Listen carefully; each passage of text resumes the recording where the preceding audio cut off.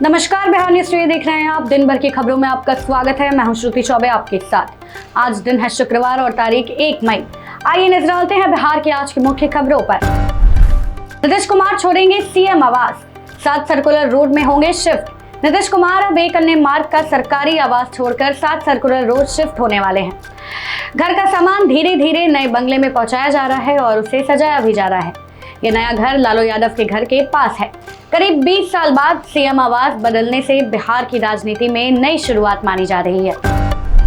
BPSC का नया नियम, हर सवाल का जवाब देना होगा जरूरी। बिहार पब्लिक सर्विस कमीशन ने एमसीक्यू परीक्षा में नया ई विकल्प जोड़ा है, जिसका मतलब है प्रयास नहीं किया।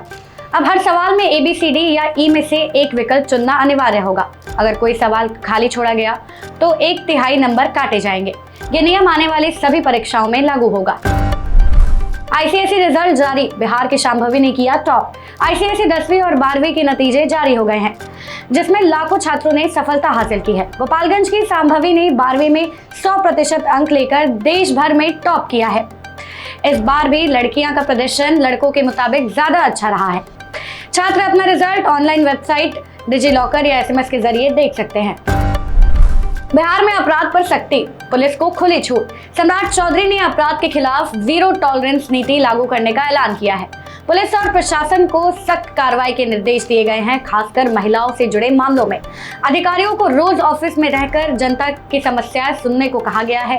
सरकार ने साफ कहा है कि अब अपराधियों पर किसी तरह की ढिलाई बर्दाश्त नहीं की जाएगी। अपराधी अपराध करते हैं और जिस घिनौने अपराध की चर्चा डीजीपी साहब ने किया ना, 5 साल की लड़की, 10 साल की लड़की या माइनर लड़की के साथ अपराध, उसको माला पहनाने की जरूरत नहीं है। माला चढ़ाइए, कोई जरूरी नहीं है, लाने का कोई आवश्यकता नहीं है, कोई ट्रायल मत करें।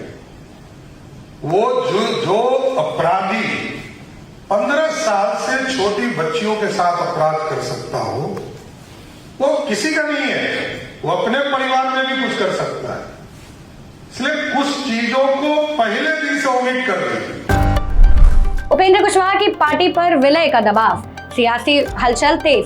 उपेंद्र कुशवाहा की पार्टी राष्ट्रीय लोक मोर्चा के बीजेपी में विलय को लेकर सियासी चर्चाएं तेज हो गई हैं। कहा जा रहा है कि सरकार में हिस्सेदारी और बेटे को पद देने को लेकर दबाव बनाया जा रहा है। पार्टी के कुछ विधायक भी विलय के पक्ष में बताए जा रहे हैं, जिससे अंदरूनी मतभेद बढ़ रहा है। हालांकि उपेंद्र कुशवाहा ने अभी इस पूरे मामले पे चुप्पी साधी रखी है।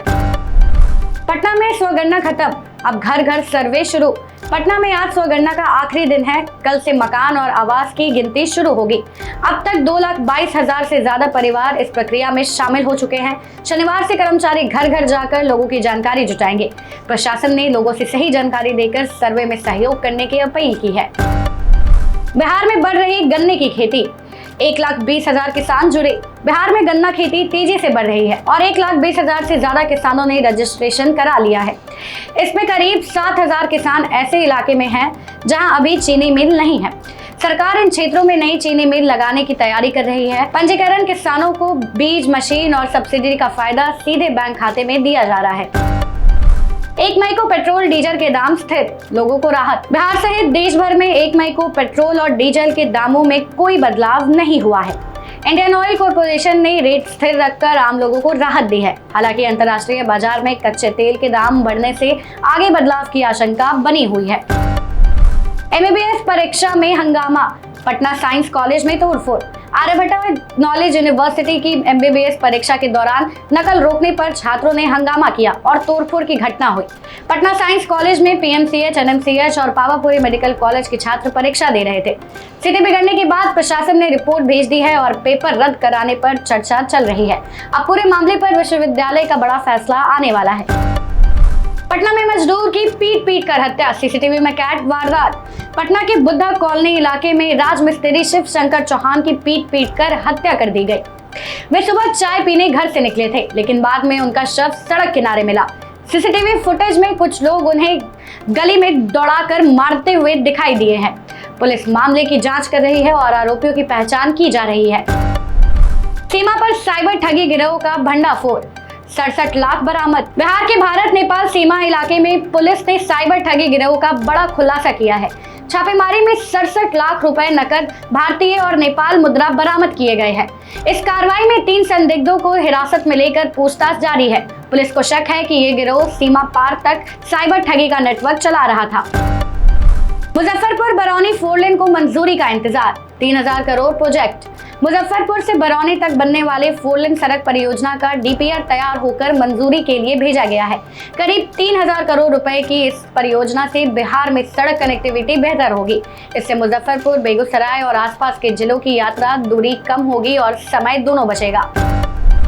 लापता बच्चों पर सख्ती, तुरंत केस दर्ज करे पुलिस। पटना में पुलिस अधिकारियों को लापता बच्चों और मानसिक स्वास्थ्य मामलों पर खास ट्रेनिंग दी गई। आईजी जितेंद्र राणा ने निर्देश दिया कि गुमशुदा के हर मामले में तुरंत केस दर्ज कराई जाए। पुलिस को ऐसे मामले में संवेदनशीलता दिखाने और बच्चों को सुरक्षित परिवार तक पहुंचाने की जिम्मेदारी दी गई है। साथ ही संबंधित एजेंसियों को तुरंत सूचना देने और लगातार निगरानी रखने को कहा गया है। मोकामा में डीजे पर डांस को लेकर फायरिंग, एक मजदूर घायल। मोकामा के केवटी गांव में शादी समारोह के दौरान डीजे पर डांस को लेकर 2 पक्षों में झगड़ा हो गया। विवाद बढ़ने पर मारपीट के साथ फायरिंग भी हुई, जिससे भगदड़ मच गई। इस घटना में एक मजदूर घायल हो गया, जिसे इलाज के लिए अस्पताल भेजा गया है। बिहार में मौसम बदला, गर्मी से राहत। बिहार में मौसम अचानक बदल गया है। पटना समेत 20 जिलों में तापमान में गिरावट दर्ज की गई है। अगले 6 मई तक आंधी, बारिश और ओले गिरने की संभावना जताई गई है। तेज हवा और बारिश से लोगों को गर्मी से राहत मिली है। मौसम विभाग ने वज्रपात और खराब मौसम को लेकर सतर्क रहने की सलाह दी है। फिलहाल के लिए बस इतना ही। बाकी की अपडेट्स के लिए बने रहे बिहार न्यूज टुडे के साथ। तब तक के लिए धन्यवाद।